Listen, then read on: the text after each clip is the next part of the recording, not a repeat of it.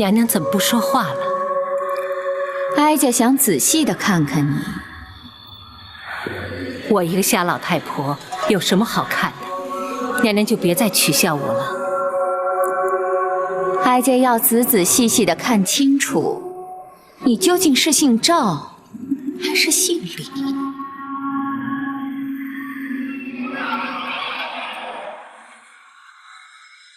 皇上驾到！奴婢叩见皇上八王爷。平身。儿臣参见母后，望母后病体早愈。免礼。皇上来仁寿宫，怎不先通知一声？八贤王又怎会联袂而来？父王得知母后患有失眠之症，特来探望。哦，哼。自从哀家迁进这仁寿宫，八贤王可是头一回来。惭愧，本王不敢贸然前来打扰太后，没想到却失了君臣之礼，还请太后恕罪。千万别提什么君臣之礼，八贤王乃是先皇玉帝，又是皇上的生父，既是一家人，又何必拘礼呢？你能来看看哀家，哀家高兴还来不及呢。多谢太后不罪之恩。本王是来提醒太后，那安神露虽可助眠，却不宜服之过量，否则恐对凤体有伤啊。难得八贤王如此细心，哀家感激不尽。这位就是包大人的亲眷吗？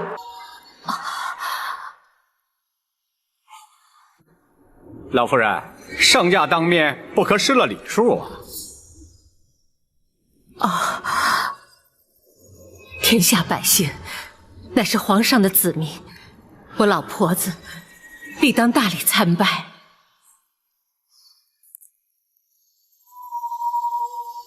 老夫人身体欠安，目不能视，还请皇上。展护卫，该跪就跪，该拜就拜，我又怎么能够例外呢？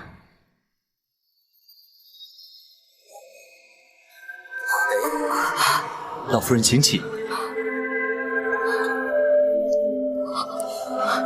老夫人是包大人亲眷，又是母后宣召入宫的贵客，这些繁文缛节就免了吧。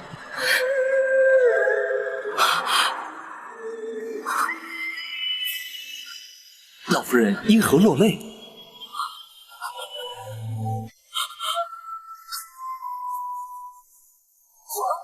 皇上，我是心里难过。老夫人有何伤心之事？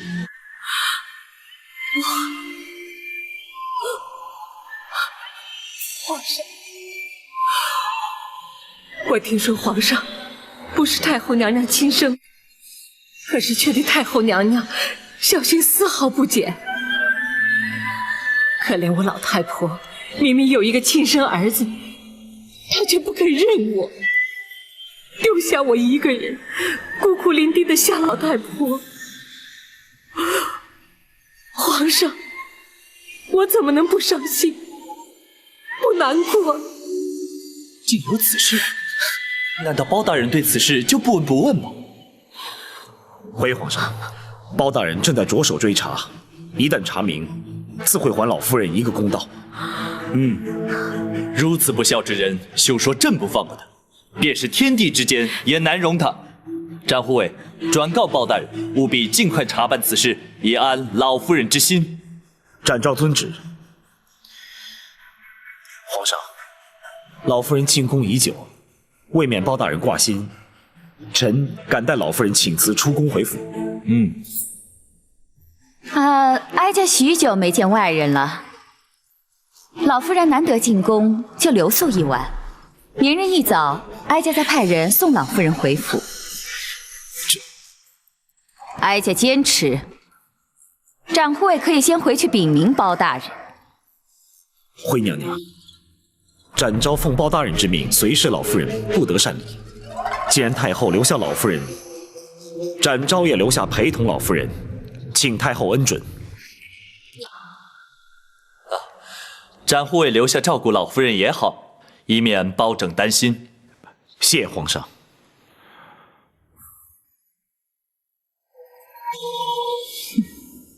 既然皇上都这么说了，哀家岂会再有异议？只是包拯那里……不妨。本王正好要去见包大人手谈一番，就由本王代为转告吧。谢八王爷。郭淮，奴婢在。收拾一间肃静的厢房，安排老夫人过夜之用。是。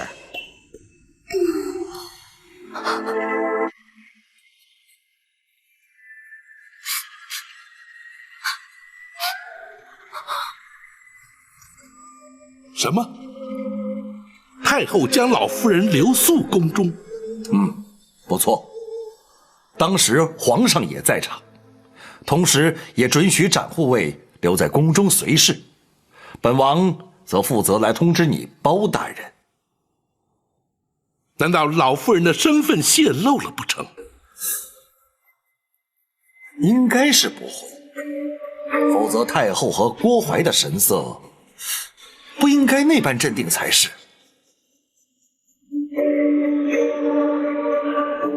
学生以为，纵使太后没有认出老夫人，却也未尽是心中之疑，因此硬将老夫人留宿宫中，也是为了更加确认。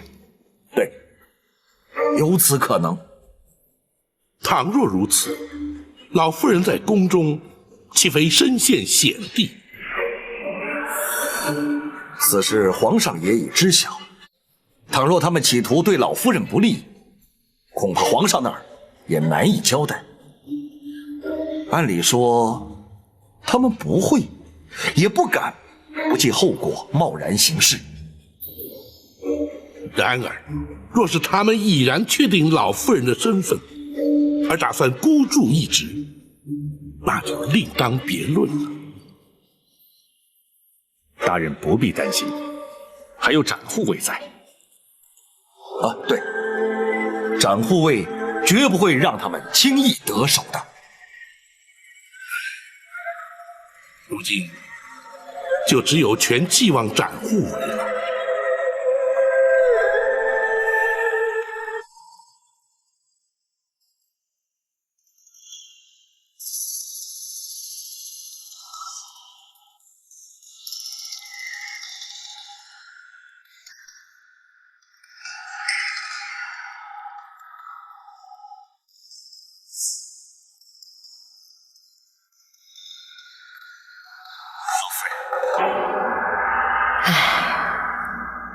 东盼西盼，早盼晚盼，盼了20多年，如今他就在我的面前，却看不见他的容貌。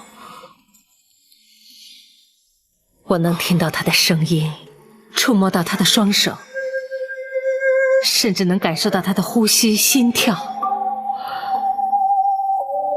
可是他却不知道我是谁，只当我是一个让人可怜的瞎婆子，一个与他毫无关系的陌生人。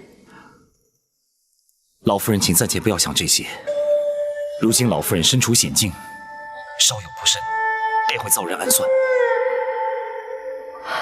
身处一世，形同陌路。若是不能母子相认，就算是躲过所有的危机险境，又有何意义呢？老夫人切莫气馁，包大人定会为老夫人洗雪沉冤，到时候老夫人必定会母子团圆。可是老夫人必须谨慎小心，安然度过危机，才能如愿以偿。唉，若不是盼着这一天，我早就不眷恋这悲惨的人世了。展护卫，你有什么话就尽管说吧。太后将老夫人留宿宫中，想必是另有所图，请老夫人暂且忍耐，及早就寝，一切交由展昭应付即可。好，一切就依你。无论夜间有何动静，都请老夫人闭门不出，展昭自会在屋外守候。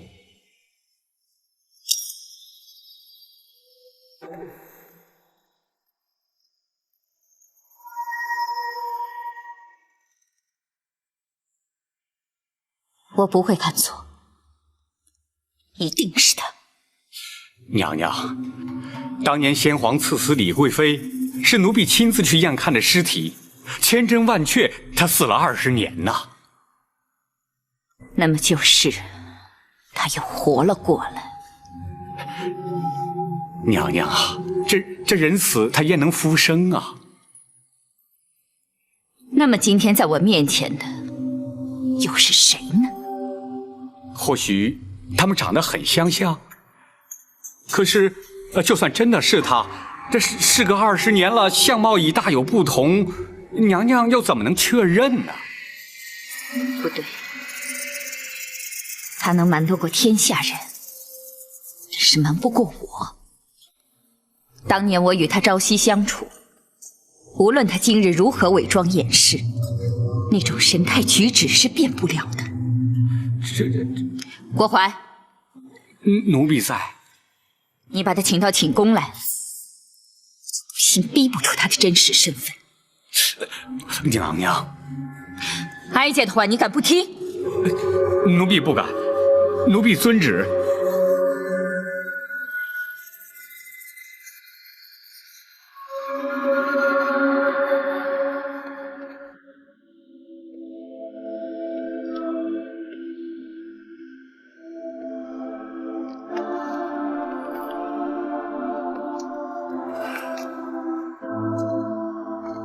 大人，公孙先生，大人仍在为太妃娘娘担心吗？展护卫虽在娘娘身边，然而后宫全在太后与郭淮的掌控之中。本府担心的是，明枪易躲，暗箭难防。大人不必担心，展护卫武艺高强，胆识过人，想必定会保得娘娘安然无恙。单凭武功不足为事，展护卫需要的是斗志，而非斗力。说是娘娘的安危，实则却是正邪善恶之争。胜，则是公理正义之胜；败，则是天道人性之败。本府虽知展护卫必能妥善应对，却仍难免挂记于心呐。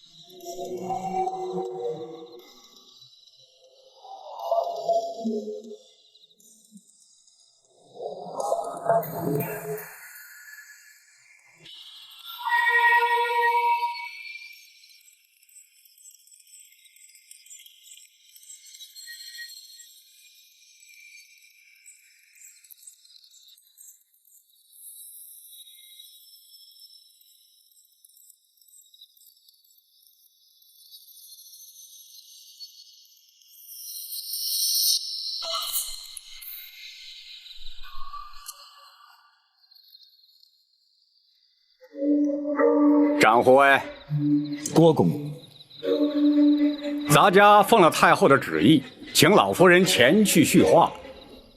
老夫人已然安寝，请郭公公回禀太后，恕难奉诏。展护卫，你没有搞错吧？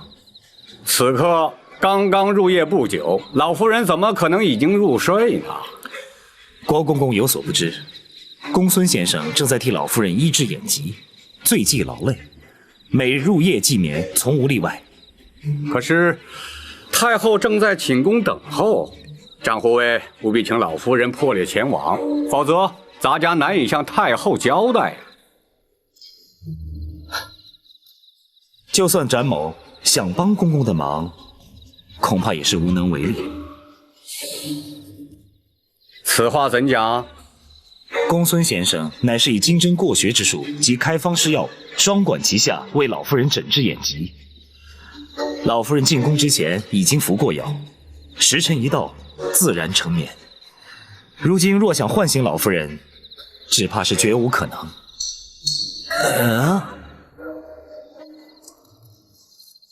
郭公公还是尽快回去禀奏，免得太后哭的。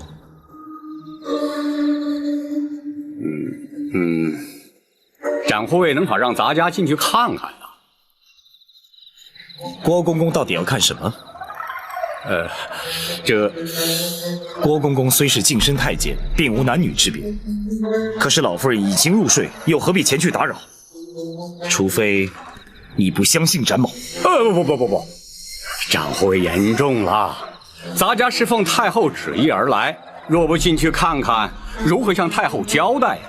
说来说去，你还是不相信我吗？展护卫，见谅了啊！咱家今天是非看不可。展护卫，咱家可是奉太后的懿旨而来呀！展昭也是奉了皇上的口谕，留在此地照顾老夫人的。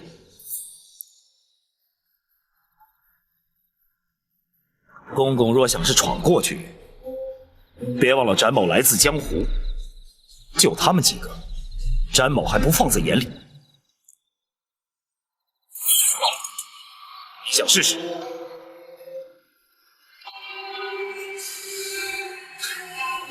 公公，还是回去复命吧。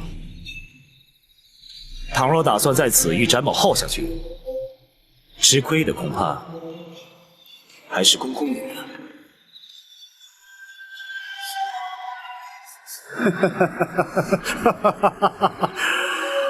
展护卫，千万不要误会，咱家只是为了向太后有个交代。既然展护卫已经把话说明白了，咱家回禀太后就是。那好，公公请吧。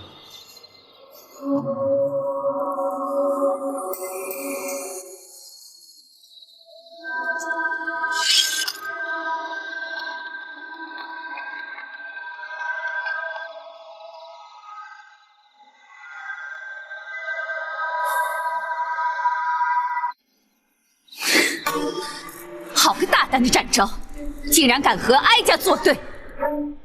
也许他说的是实话。不可能，他们是做贼心虚，想躲开哀家，偏就让你躲不了。郭槐，奴婢在。随哀家一起去，看他敢不敢拦阻哀家。娘娘请息怒，请听奴婢说几句话。你说，展昭他虽然从中作梗，但他的话多少总占个理字。皇上的确让他留下来照顾，至于是否真的吃了药沉睡不醒，这个谁都不能证实。娘娘您如果真的要去，恐怕也不能这样理直气壮啊。这后宫是哀家的后宫，哀家不需要向任何人说理，惹恼了哀家就硬闯。娘娘，那就更使不得了。展昭在江湖上人称南侠，皇上又赐他为御猫，他的武功高强，谁也难敌呀。难道他有3头6臂？哀家请后宫之力，就不信凭他一个人能应付得了？娘娘，这样如此一来，是不是就扰得人尽皆知？若是惊动了皇上，问明缘由，娘娘恐怕这就很难自圆其说了。娘娘，您无非是要弄清楚那虾婆的真正来历。其实这也不急于一时啊，只要是错过了今日，奴婢一定会明察暗访，定会尽释娘娘的心中之疑。若不是心虚，又何必躲哀家呢？他越是如此，越让哀家确信一定是他。娘娘，有些事情，也许经过20年会有所改变。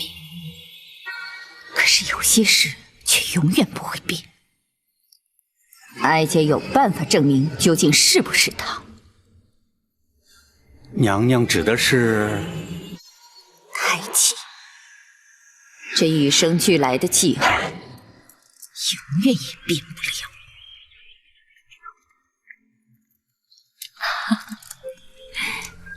姐姐这头秀发真漂亮，皇上见了一定会喜欢。女为悦己者容，我们作为女子，恐怕这一生花在梳妆打扮上的时间少不了。真不知道是信还是不信呢。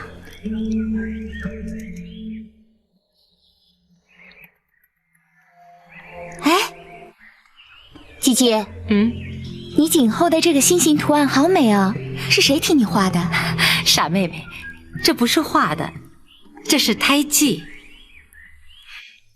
真巧，胎记能生成这么美的模样，可惜我自己都看不见。没关系的，姐姐看不着，就留给皇上看呗。妹妹，你看你又在取笑我了。那胎记生在后颈发根处，无论多少岁月，也不会让它消失。只是平日会被头发遮盖，难以察觉。娘娘是想从胎记上来证明她的身份？展昭占个理字，哀家也占个理字。就算是个瞎婆，也得梳妆打扮才不失礼。展昭是男子，而他有双目失明，派人替他梳妆，谁也无话可说。是，奴婢一定派个手巧的宫娥去，一旦看清楚了，立即回禀娘娘。到那时你再来和哀家争辩，究竟是不是他？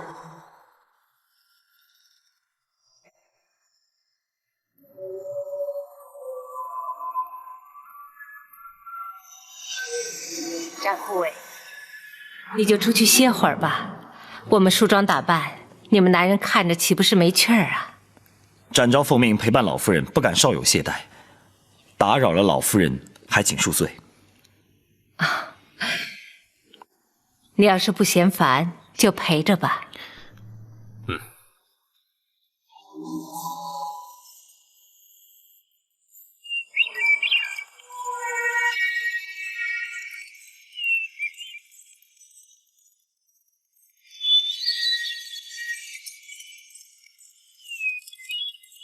怎么样？有。什么？你确定啊？确定。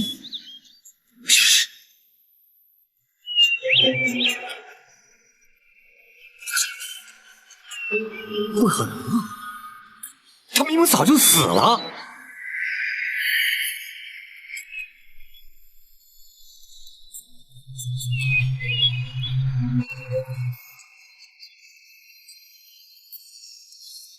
娘娘，奴婢真的亲眼看见他的尸首，他的确在20年前就死了。难道他又活过来了？那就让他再死一次。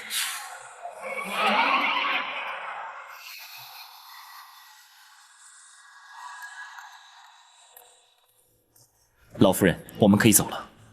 走？去哪里？出宫回府。现在走合适吗？此地不宜久留，只有回到开封府衙，才能真正保得老夫人的安全。好，那就请展护卫带路。是，请。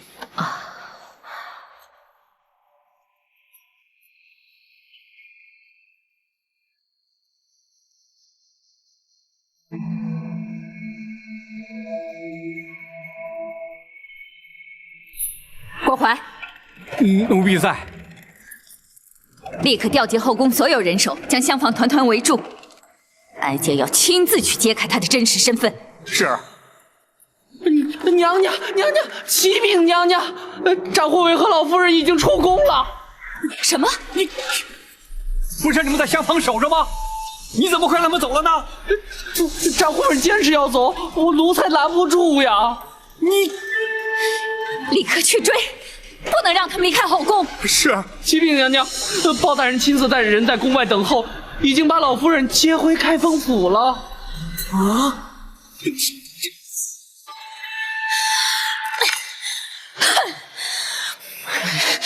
这个包拯！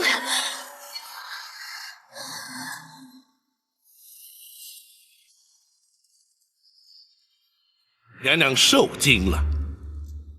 幸亏有展护卫陪同，否则哀家怕真是出不了后宫了。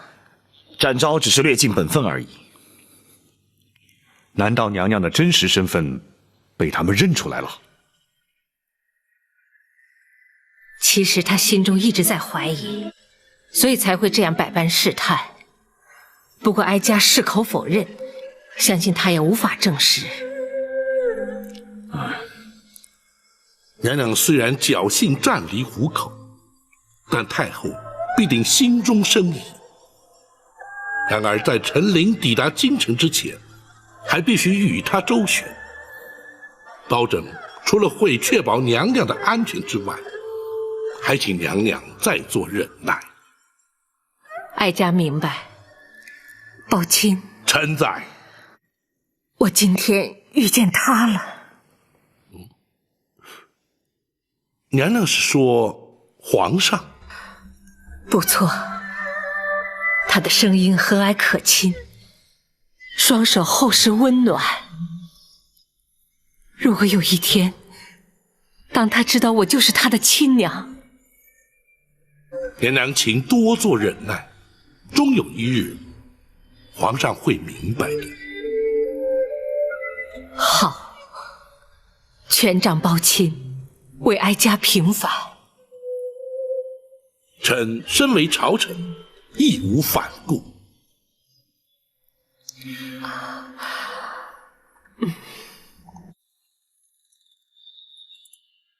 原来这都是包拯在其中作梗。如果他不知道虾婆就是当年的李贵妃，又怎么会把她带回开封？可是他又何必要带着李贵妃去南清宫见八王爷呢？这个包拯他究竟打的是什么主意？哼，不管包拯打算如何，哀家倒先要问你，20年前你奉旨验尸究竟是怎么验的？娘娘，奴婢冤枉啊！当年奴婢的确是亲眼看见过尸体呀。原本预定在次日清晨运出宫去，交给开封府验尸安葬。可谁知道当天晚上冷宫就起了大火。哎，不对呀，当年那场大火，它烧得也太凑巧了。怎么会不巧？尸体化为灰烬，仵作如何验尸？谁又能证实火场里留下的焦尸真是他？可是那冷宫里的总管秦凤也烧死在里面啊，他总不会连自己的命也不要吧？难说。可是当年去执行先皇赐死令的是陈琳呐，他应该最清楚上吊身亡的是谁呀？除非，这根本就是陈琳的主意。他为什么要这么做呀？为什么并不重要，重要的是他知道了些什么。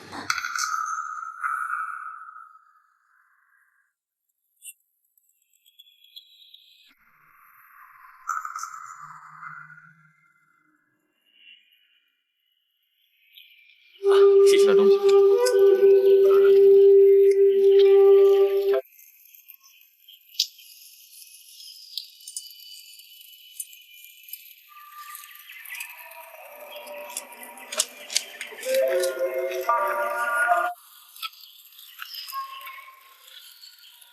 公公，吃点东西吧。对，吃喝完毕，我们还要赶路呢。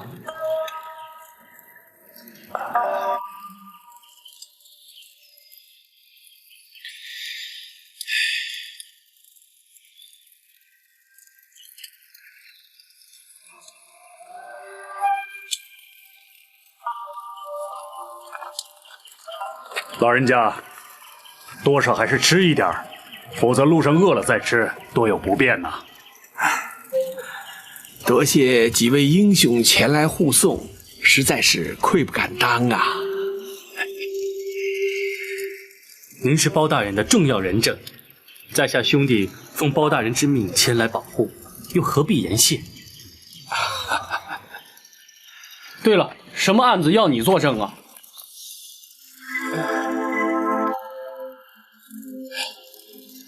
这事关重大，请恕我不便说呀。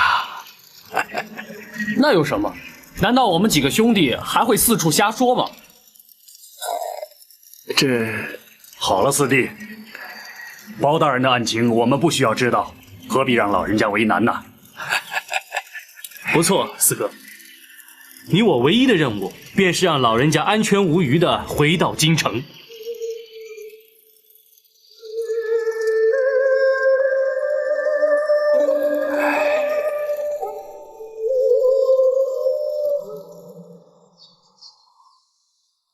娘娘是担心陈琳知道当年那件事儿。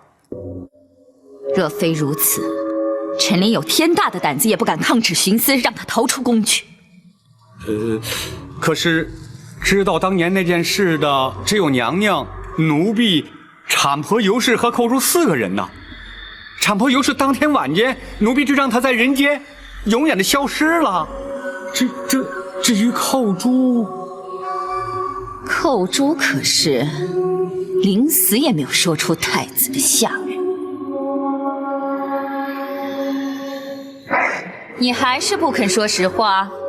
寇珠说的是实话，请娘娘明鉴。你还敢嘴硬啊！要你把宁儿埋在金水桥下，你去把她藏了起来。说，究竟把她藏在哪儿了？公公，寇珠冤枉啊！我的确埋在金水桥下。胡说！那你为什么指不出埋尸的地点？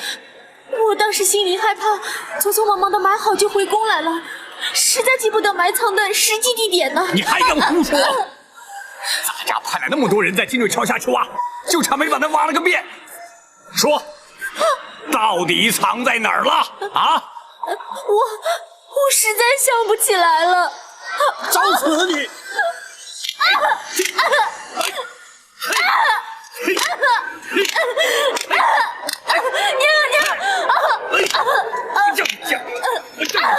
娘娘，公主冤枉啊！好了，别打了，让本宫再问问。是啊。寇珠，娘娘，你是我金华宫的宠玉，一直跟在本宫身边。这些年来，本宫待你如何呀？回娘娘，寇珠自小进宫，直到入了金华宫，跟着娘娘，才不受其他宫人欺负。娘娘对寇珠恩重如山。难得你还知道感恩。这狸猫换太子之事，乃是极端机密。若你不是本宫心腹，本宫也不会让你参与其中的。娘娘信任寇珠，是对寇珠的恩宠。那么，你就是这样来报答本宫的吗？娘娘，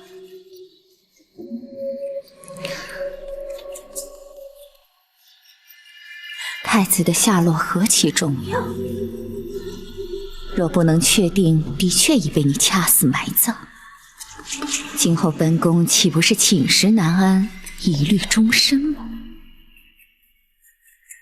这，娘娘请相信寇珠。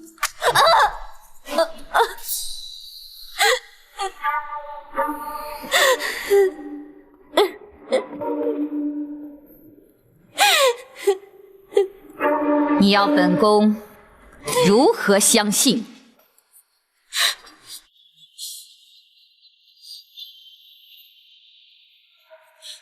娘娘，寇珠已死明志。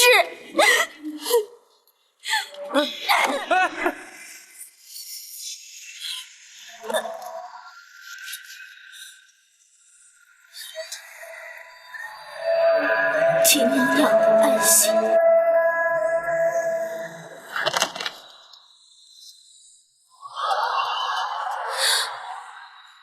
这些年来，哀家一直认为寇珠的确被冤枉了，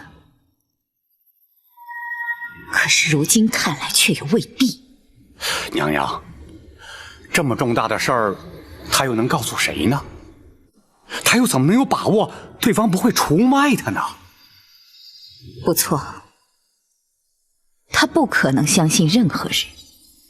再说了，倘若他真的把婴儿藏了起来，他又会藏在哪儿呢？后宫那绝对不可能，奴婢一定会发现的。可是以后宫门禁之严，谁也不可能私自进土，更别说是夹带婴儿出宫了。娘娘，有一个人可以。谁？陈琳。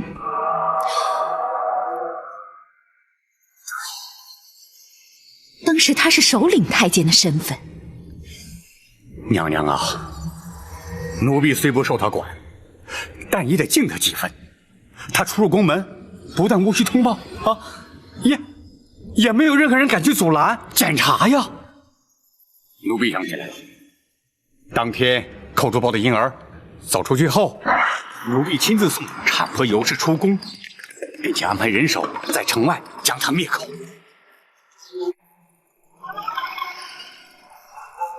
你出宫后，自会有人来找你。等你们见面之后呢，你这一辈子就不缺吃穿了。谢谢总管，谢谢总管。不用谢，这是你应该得的。去吧。是。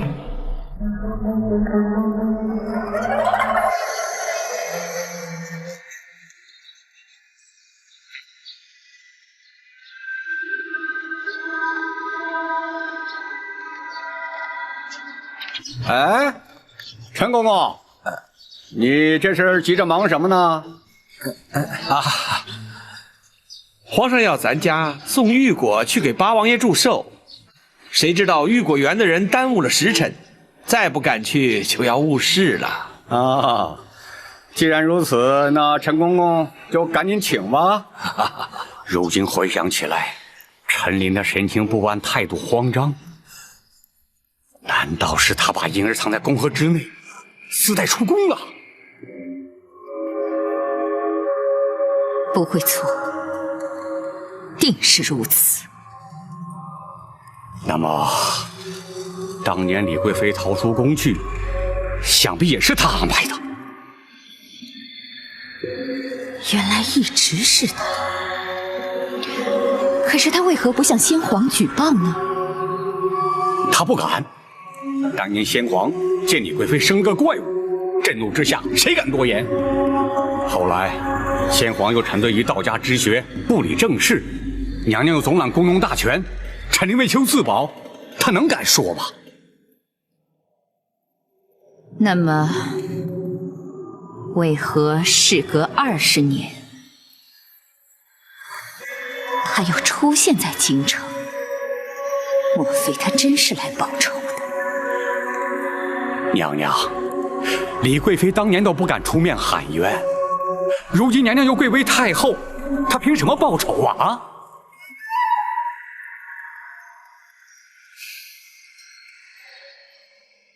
难道是因为包拯？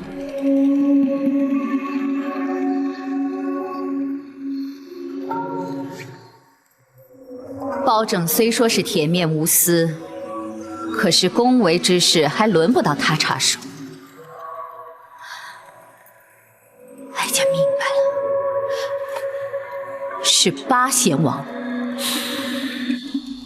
包拯曾将他带进八贤王府，昨日八贤王说是特意来仁寿宫探望哀家，其实却是为了他。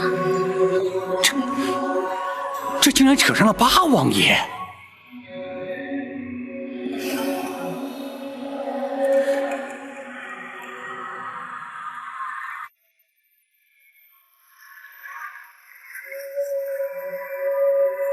看来如今所面临的，乃是前所未有的危机。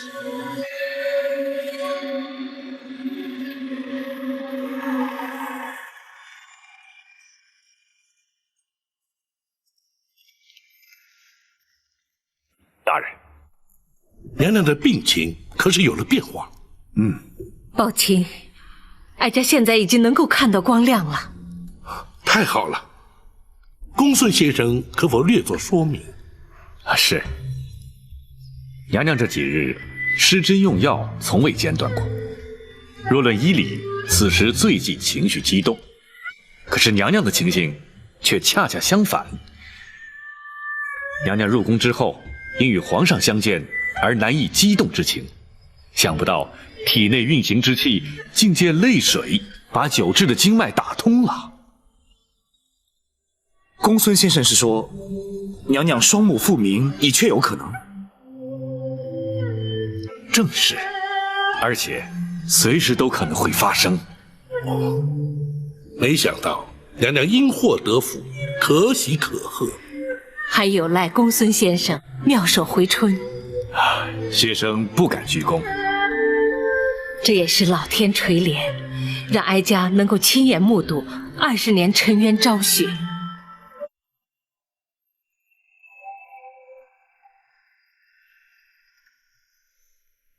娘娘，八王爷虽然地位崇高，却无职无权。就算他们靠八王爷撑腰，恐怕也动不了娘娘，翻不了案。不，八王爷乃是赵氏皇族族长，皇族中人无不以他马首是瞻。同时，他还握有上打昏君、下打谗臣的先皇御赐金剑。一旦他插手此事，哀家也难以对抗。如何是好啊？八王爷之所以被尊称为贤王，乃在于他处事公允、依法讲理。若是无凭无据，他也不会插手。娘娘啊，20多年都过去了，不会有证据留下来了。哼，没有物证，却有人证。娘娘是说李贵妃？不，她只是一个抗旨不遵的先皇陶妃。她若作证，自可轻易推翻，无人会信。那真正的关键人证是陈琳。陈琳早已告老还乡，不理世事了，难道还会找她回来作证？保证以远方亲眷之名带李妃入京，甚至带她前往南清宫见过八王爷。可是却为何迟迟不提此案？他们在等陈琳进京。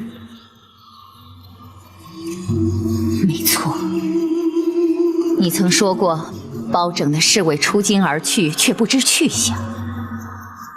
哀家可以断言，他们是接陈琳去了。娘娘，那如此一说，他们是在等陈琳一旦进京，包拯必然会开始行动了。没错，因此无论如何，绝不能让陈琳进京，知道吗？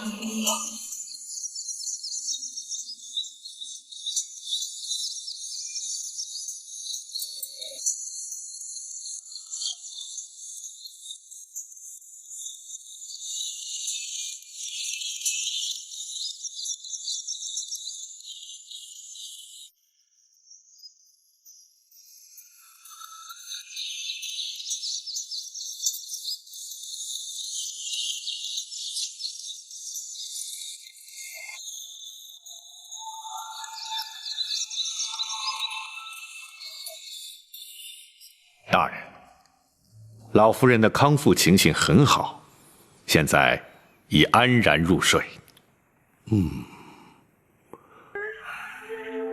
太后的疑虑未消，危机随时会现，虽在府中，仍需严加防范呢。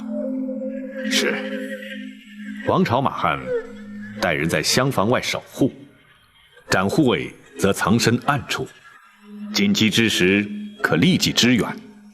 好，此时不能出半点差错，否则非但不能替老夫人平反，甚至可能因此而惹祸上身。是，学生会多加留意。陈灵何时可到？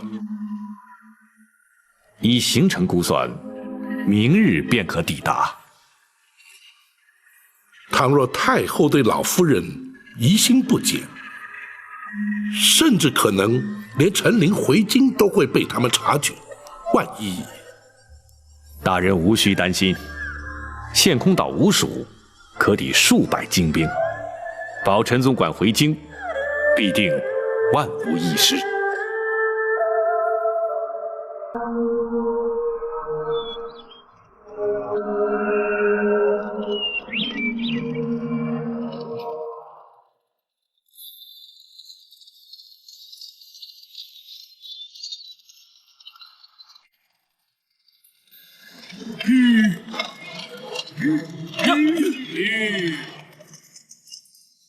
怎么会有官兵设下路障？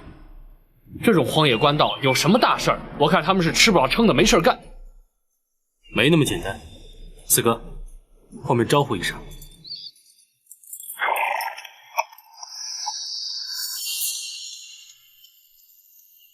你们过来，接受盘查。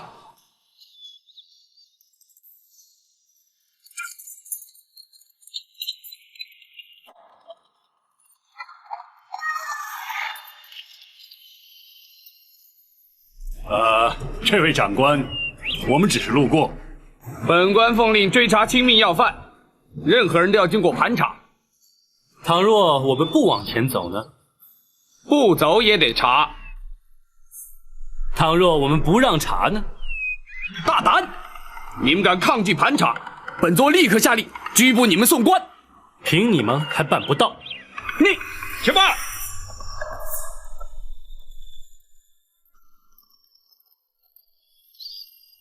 你们是哪里的官差？这你不必知道。此地离开封城不远，应该是开封府的辖地。可是你们并非是开封府的人。你怎么知道本座不是开封府的人？如果你是，你就该认得我。哦，你是什么人？开封府包大人座前侍卫赵虎。哈哈哈哈，好极了，我们等的就是你。上！哎呀，这！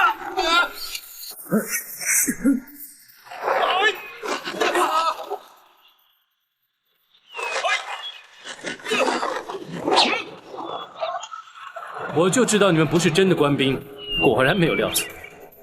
我要的是马车里的人，识相的立刻离开，还可以保一条活命。既然你们不是官府中人，想必是来自江湖。不过，如果你知道我们是谁，恐怕就不敢这么说话。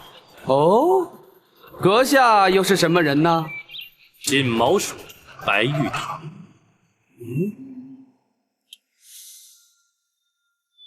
你不用看了，陷空岛五署全在此，你还想拦我们吗？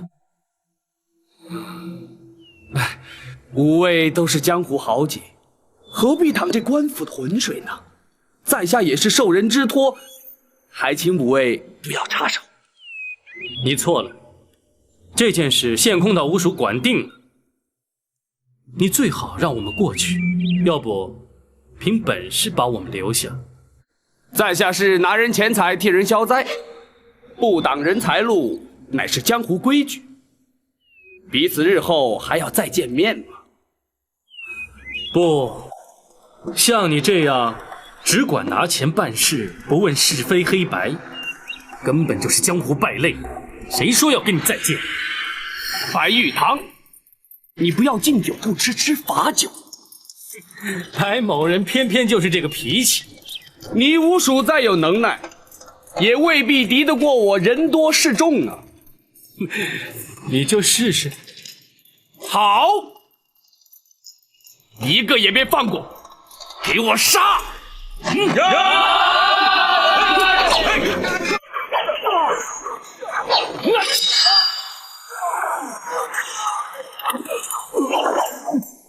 闯！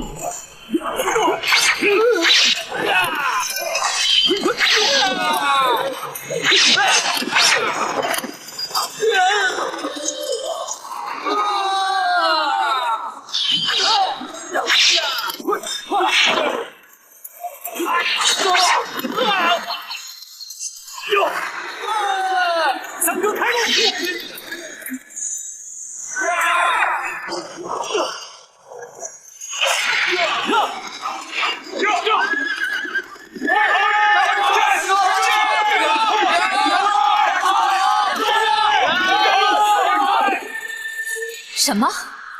没拦住陈琳？奴婢该死！抬起头来！包拯不过派了2个人去接陈琳，你竟然会拦不住他？奴婢没想到包拯会派江湖人陪同保护，他们的人武功高强，奴婢的人根本不是他们的对手。江湖人？这包拯居然和江湖人串通一气，看来他是早就有了准备。陈琳如今人在何处？他已经进了开封府。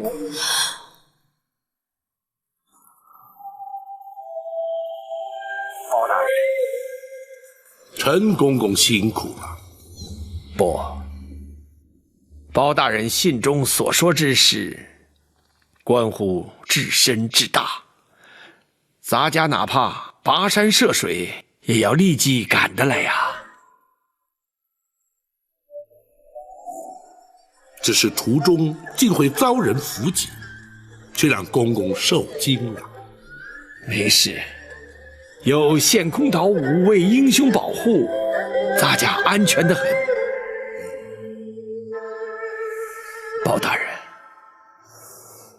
那位真的在开封，而且正在府衙之中。包大人，能否让陈琳立刻前去拜见？不急，老夫人正在午休，公公也稍事梳洗歇息，稍待本府自会陪公公一道前去，如何？咱家随时静候包大人通知。张龙赵虎，大人，领陈公公客房休息，并请陷空岛武艺厅中说话。是。谢包大人。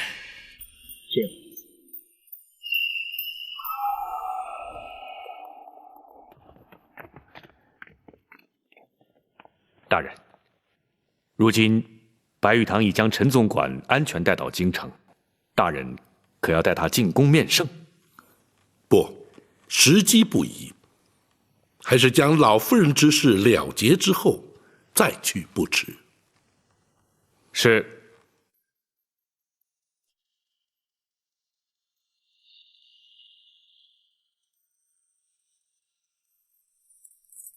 见包大人，无畏秦旗。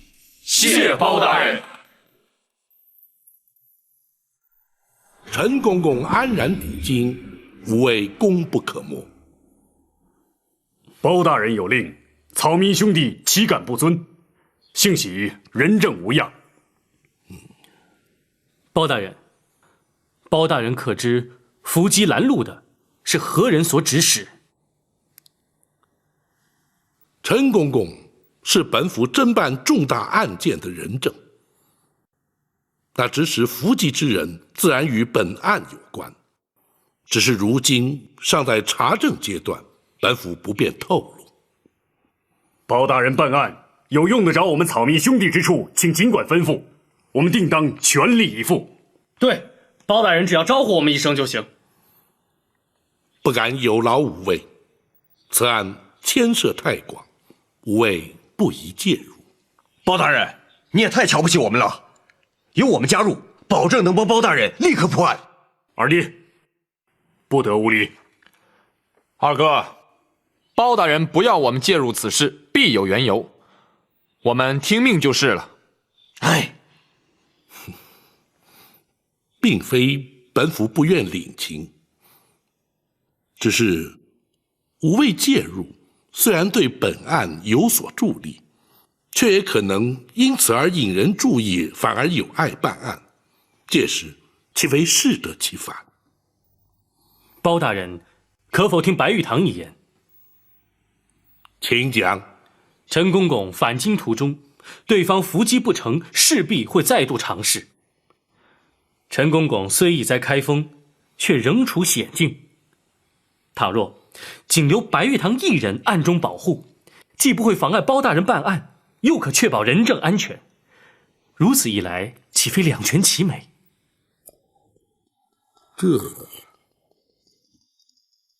大人，白武侠言之有理。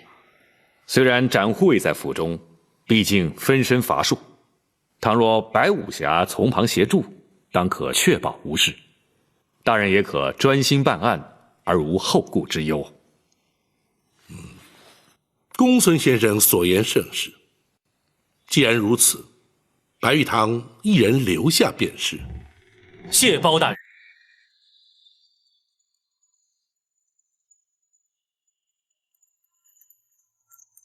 老五，你也太不够意思了！结果你一个人留下来，我们几个还得回陷空岛，什么热闹也看不了。就是啊，我们也不走。你们这是干什么？武帝留下来是对包大人办案有帮助，你们跟着凑什么热闹？武帝留下来不但对包大人有帮助，对自己也好。徐三侠毕竟看得透彻，包大人要白武侠将功赎罪，保陈公公进京。若是再能确保他的安全，日后大人在皇上面前就更好说话了。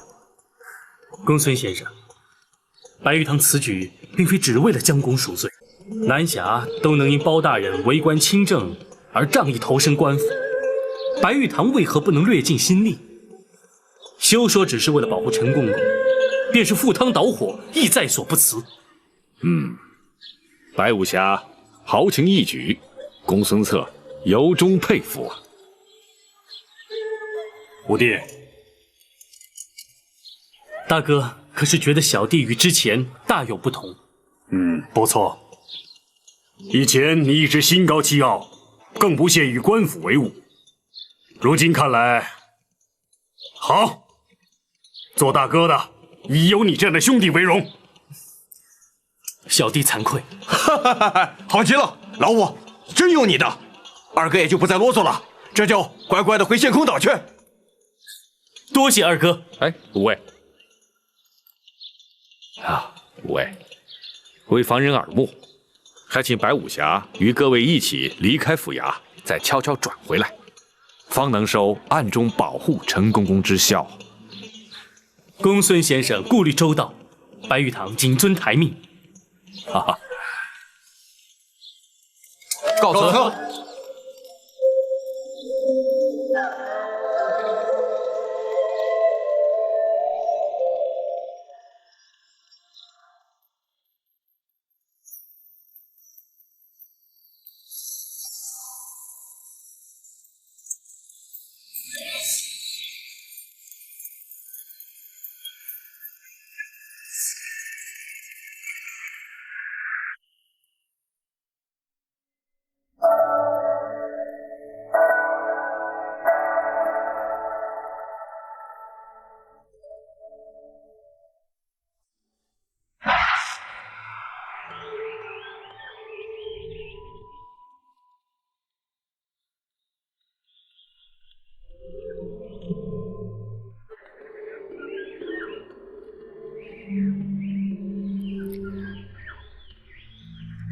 这一颗小小的金丸，竟然会是日后被封为皇后的凭证，真是太不可思议了。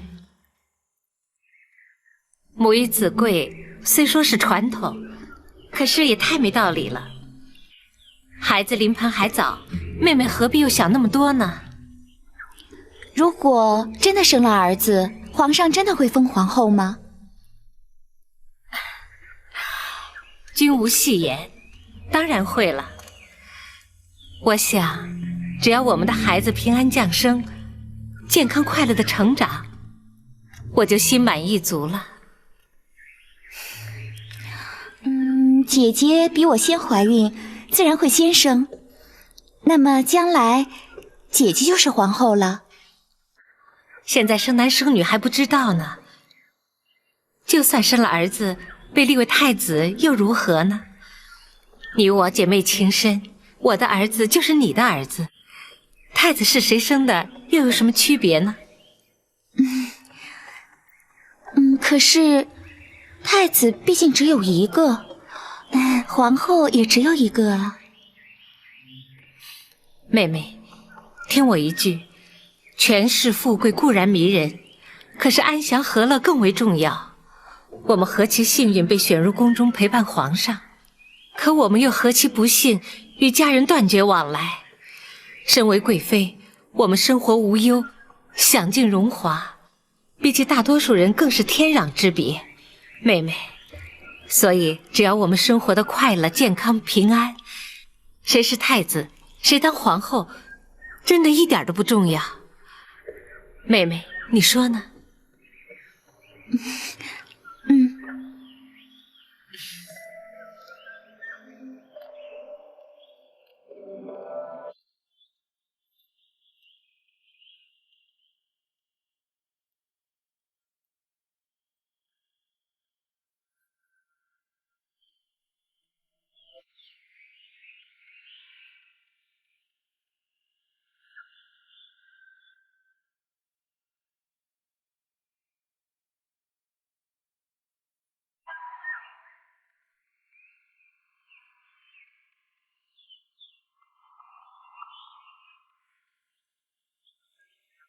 娘娘，娘娘，娘娘，如何？那些江湖人已经离开，开封府一切正常，并无异样。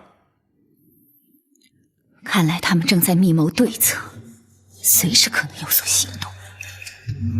娘娘，奴婢从头到尾的仔细想了一遍，这实在不明白他们又能对娘娘如何呀？怎么说？当年是先皇下旨赐死李妃，这火烧冷宫是总管秦凤自己干的。这狸猫换太子，只有寇珠参与其中，而寇珠却又早已命丧九泉，他们怎么追也追不到娘娘身上啊！郭淮，你跟着哀家30几年，竟然会如此懵懂。请娘娘明示。全案最为关键的一点是，当年那被换去的小太子下落何方？这如今即可断定，当年寇珠非但没有将太子掐死埋葬，反而交给了陈琳，随后他便去了八王爷府，而八王爷如今更参与此事。娘娘，那么太子当年是交给了八王爷，可是这20多年都过去了，可太子他从来没有露过面呢。如果当年那个小太子活了下来，如今该有多大岁数了？27、8岁吧。不错，正与皇上同庚。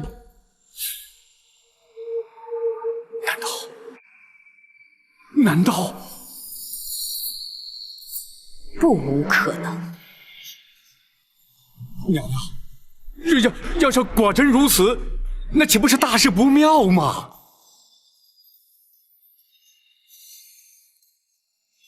这正是事隔20年之久，李妃和陈琳会相继回到京城的主要原因。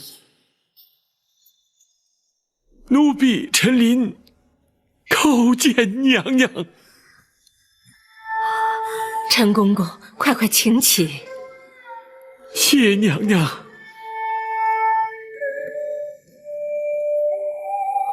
奴婢安排适当，让娘娘流落民间20年，奴婢罪该万死，请娘娘恕罪。公公不要自责，当年若不是公公冒死相救，哀家又岂能活到今天？小太子如今已成为当今皇上，一旦母子团圆，娘娘的旷世奇冤便可昭雪，也不枉娘娘忍辱多年呐。若没有公公的常年护佑，皇上也不能够如此顺利茁壮成长了。赵氏一族亏欠公公的太多了。唉，奴婢不敢鞠躬。陈公公忠心耿耿，皇上也感怀在心，否则也不会以亚父尊称了。哎呀，陈琳一个奴才，有何德何能，敢当此尊称啊？陈公公的忠肝义胆，后世自有公评。眼前本府有若干的不明之处，还请公公示意。包大人尽管提出，陈琳知无不言，言无不尽。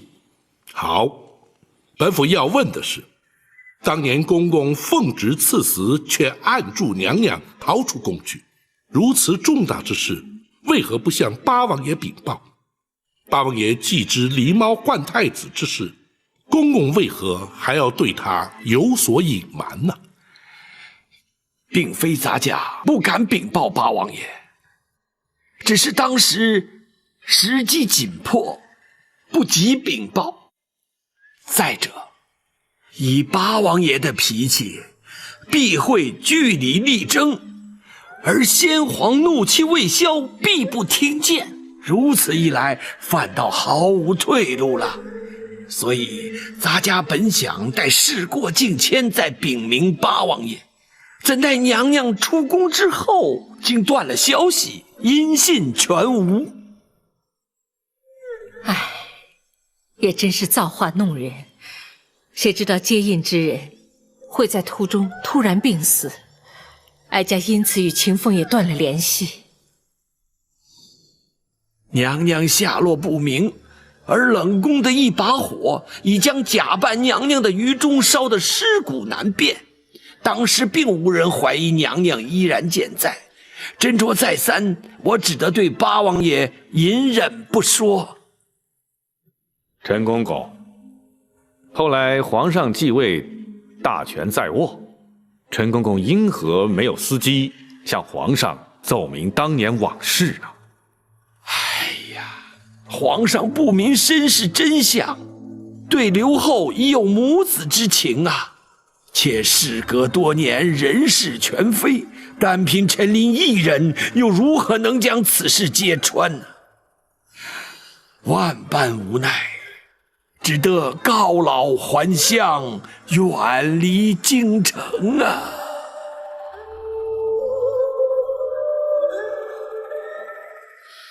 换做任何人，恐怕也无能为力。本府尚有一事，百思不得其解。娘娘逃离后宫当夜，冷宫当即遭到火焚，想必不是巧合。不知陈公公可知其中内情？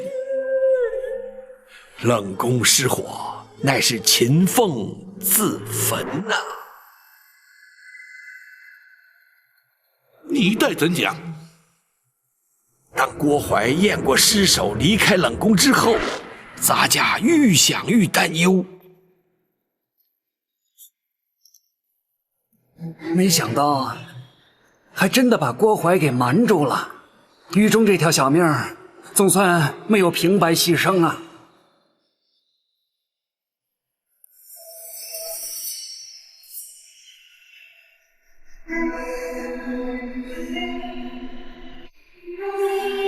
公公，还有什么问题吗？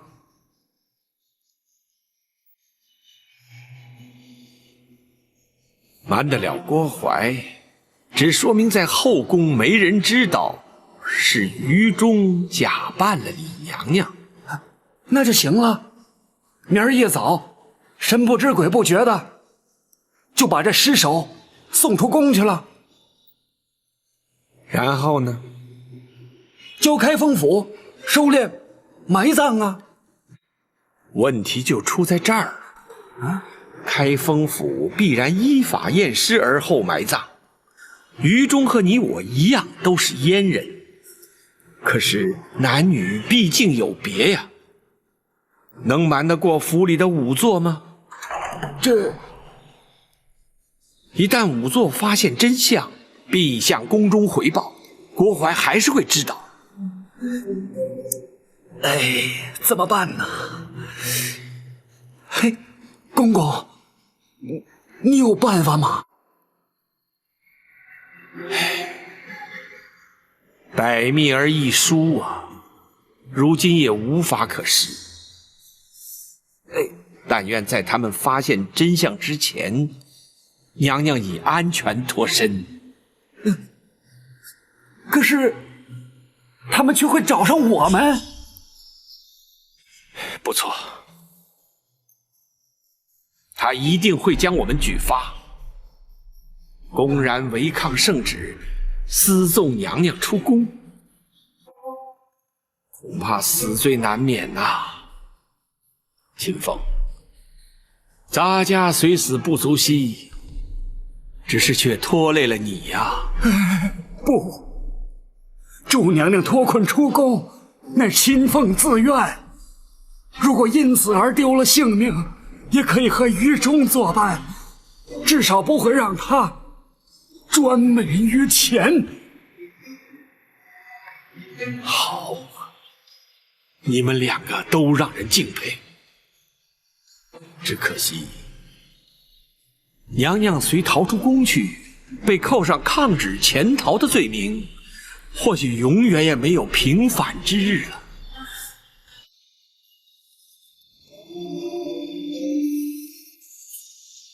我有法子了。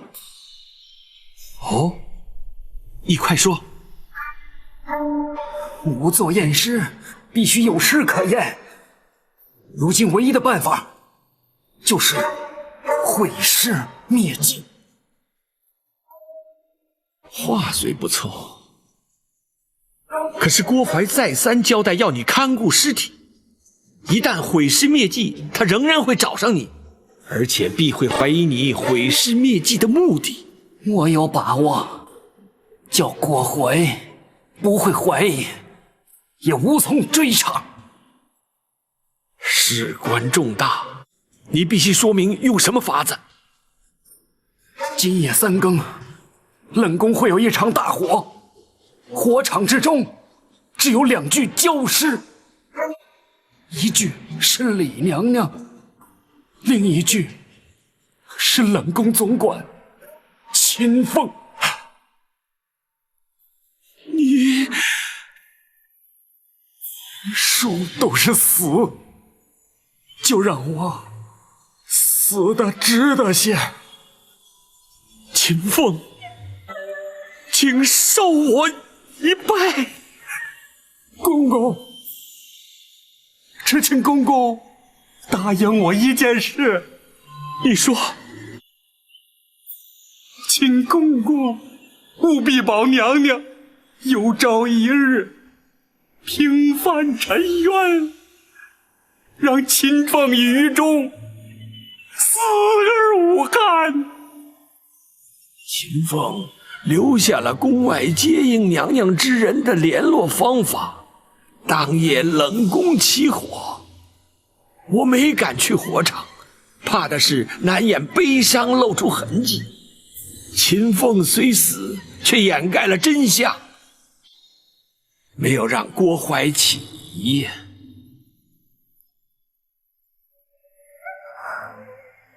原本以为只有于中一人因我而死，谁知道连秦凤竟然也……哀家只怕永远也无法报答他们。娘娘，包人以为他2人死得其时，也死得其所。娘娘若是将他们长记在心，想必他们也能瞑目了。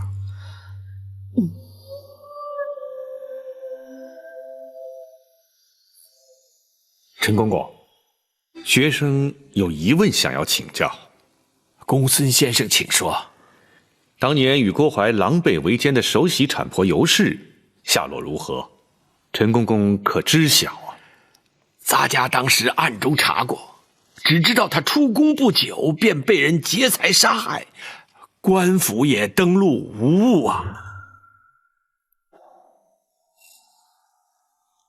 显然是杀人灭口。然而还有一人最为关键。包大人所指何人？寇珠。对，寇珠当年可是皇上的救命恩人，而且哀家在打入冷宫时，他刚开始还经常去看我，可是没过多久就没再出现过。陈公公，寇珠如今还安在啊？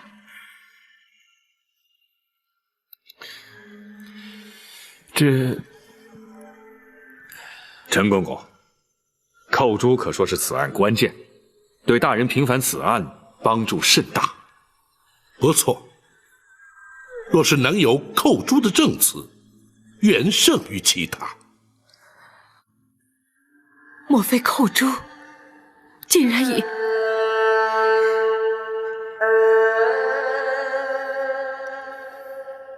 本府明白了，陈公公，寇珠的情形与此案关系重大，公公恐怕不能不说。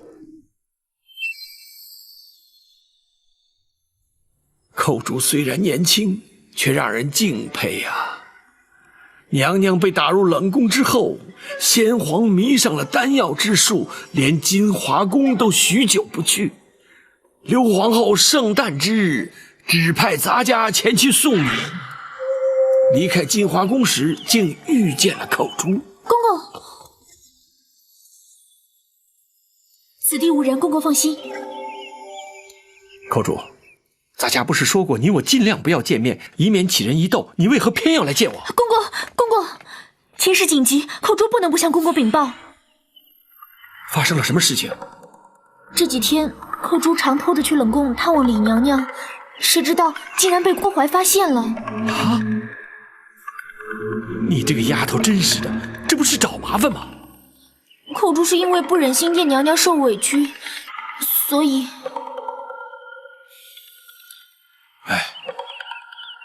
你赶快向郭槐认错请罪，任他处罚，相信不会有什么事的。不，他已经起了疑心，甚至追问我当初把太子的尸首埋在什么地方。啊？他想干什么？他打算挖出尸骸，确认无误。哎呀，这可怎么办呢？我推说记不清楚，胡乱指了几个地方。不行，这迟早会被他发现。寇珠明白，来找公公是要公公多加小心，不能把太子的去向透露出来。咱家当然不会说了，只是你，寇珠也绝对不会说。他一定会用刑逼迫，万一你熬不住酷刑，岂不是前功尽弃吗？公公，我不会给他机会。怎么说？我会尽量忍，实在忍不住，寇珠会矢口否认，以死明志，让他认为的确是冤枉了我。哎呀，你这个丫头啊！哎，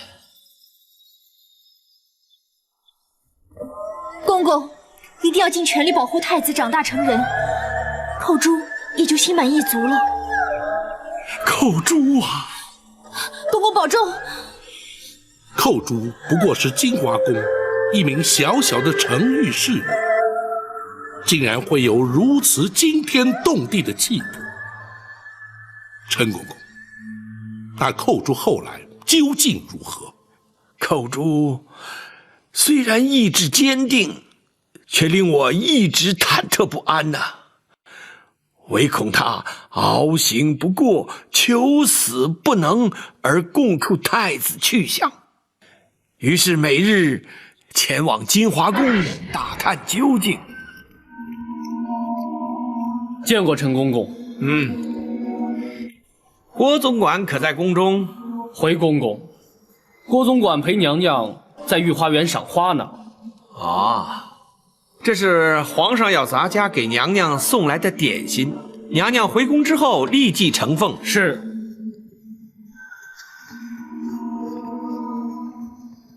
哎，怎么捡这个时辰清扫？皇上随时可能驾临，若是冲撞了圣驾，那还了得？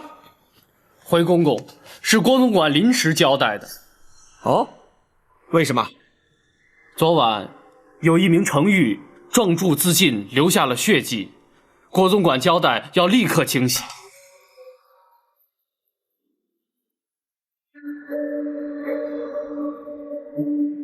竟然有人在宫中自尽，那岂不是惊吓了娘娘？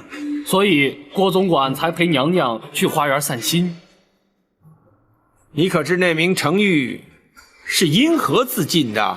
啊，听郭总管说是思乡心切，想逃出宫去，被抓回来之后畏罪自杀。哦，她叫什么名字？寇珠。好一个忠心刚烈的奇女子！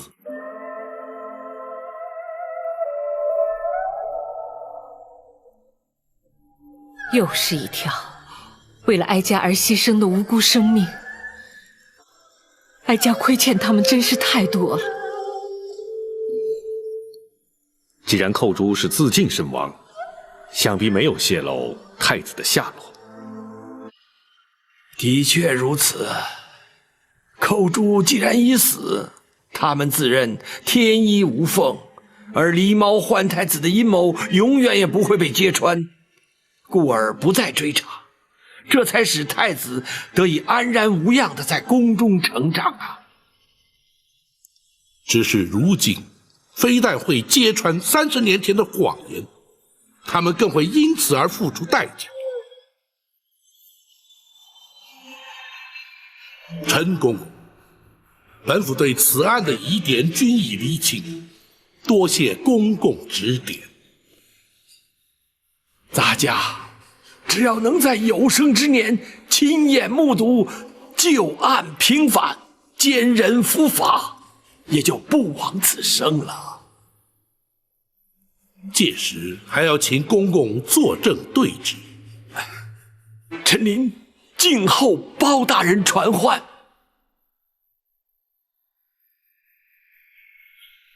宝琴，臣在。何时才是时机成熟？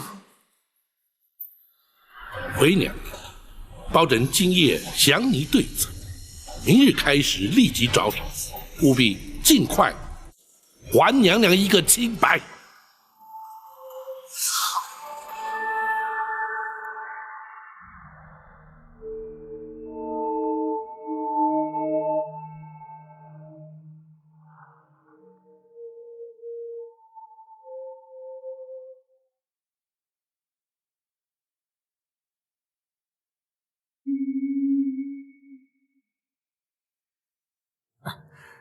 奴婢郭淮告进。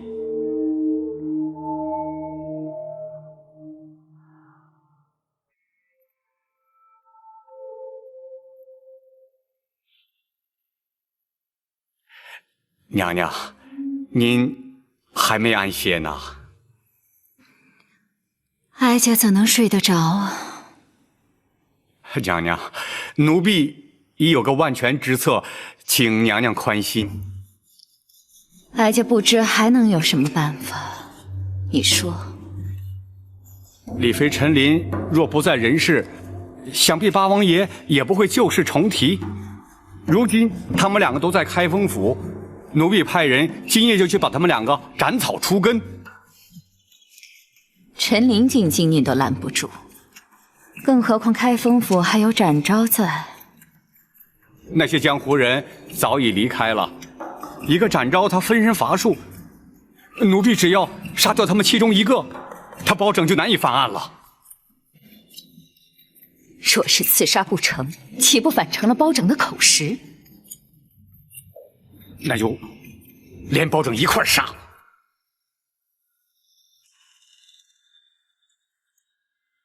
大人可是已有对策？寇珠、秦凤、于中，甚至于加上产婆尤氏，有4条人命牵扯其中。如今已不单是为娘娘平反，而是涉及无辜命案。本府明日一早立刻去见八王爷，开始侦办。哪里走？大人，请留在屋里，不可出去。发生了什么事？有刺客！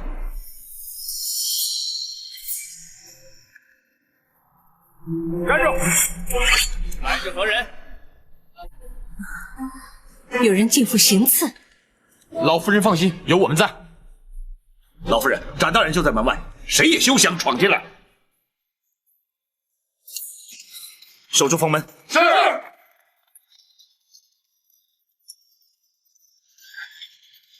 你们绝没有机会得逞。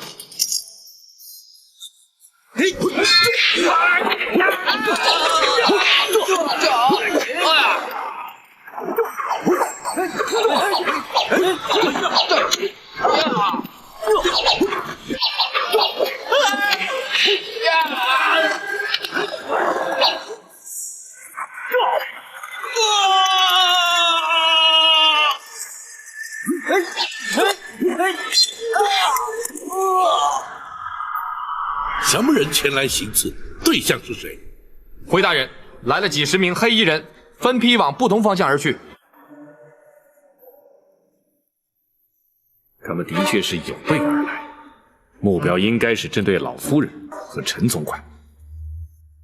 他们是要杀人灭口，让本府死无对证。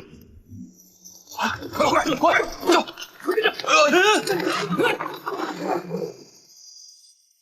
白玉堂在此，你们修中了调虎离山之计，去保护包大人，这里就交给我。走！你们还等什么？动手吧！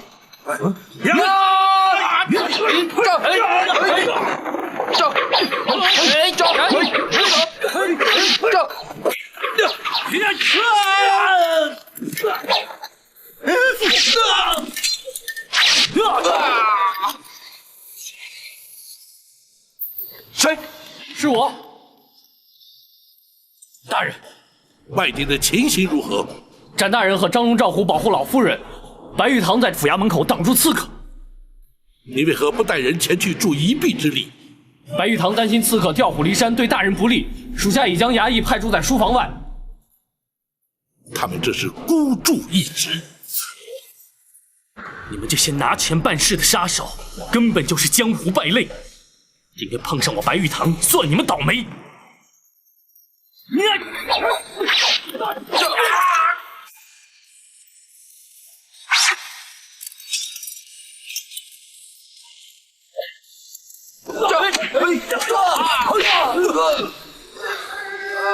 展某不想多伤人命，你们放下武器，束手就擒，或许还能免于一死。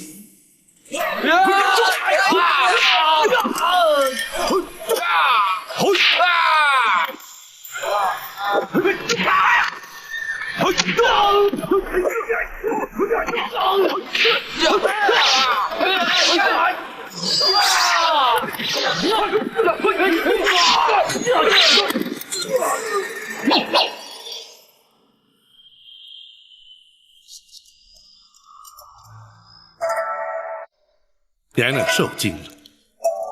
哀家还好，可是他派来的人，